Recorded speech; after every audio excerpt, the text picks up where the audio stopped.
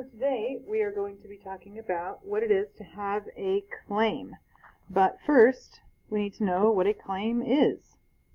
We're going to be taking these notes in our classroom binder in the notebook section of our classroom binder. And remember, the first thing we do when we have a blank page, we write our first and last name,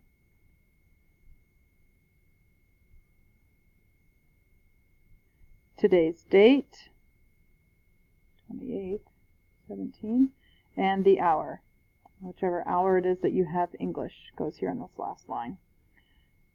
All right, so we need to understand what it is to have a claim, first of all. So a claim has three main parts. First of all, a claim is an opinion.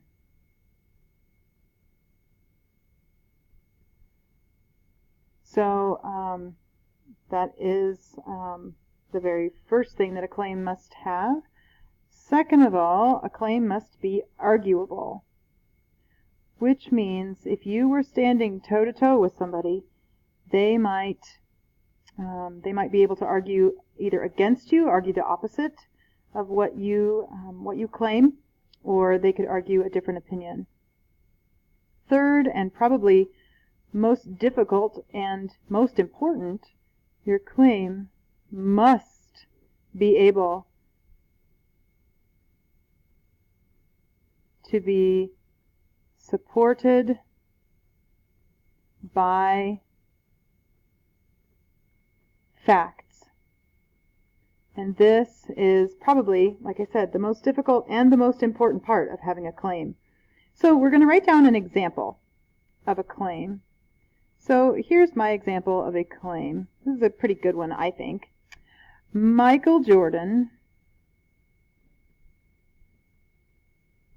everyone knows who Michael Jordan is. He was an NBA player for a long time for the Chicago Bulls.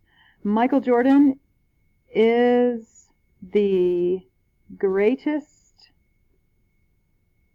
athlete of all time. Now, whether or not I truly believe this is another story, but that's not what I want to know. What I want to know is this a good claim? Okay, so first of all, is this an opinion? Michael Jordan is the greatest athlete of all time. Yeah, check. Is this arguable?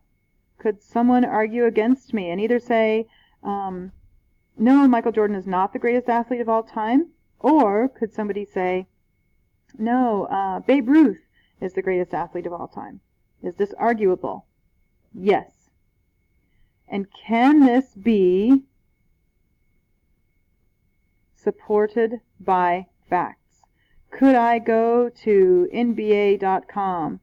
Could I go to the library and find some things about Michael Jordan, some statistics and things about his life that could support that he was the greatest athlete of all time?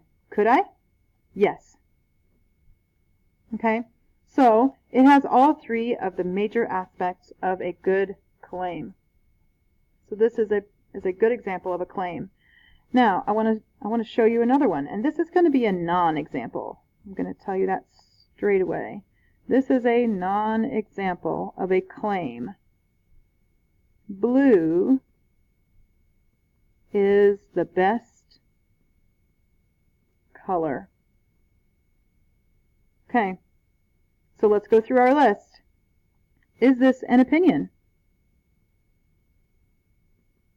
Yes, because probably almost as soon as I wrote that down or as soon as I said it, you were thinking of something that might be better than blue. So, of course it's my own opinion.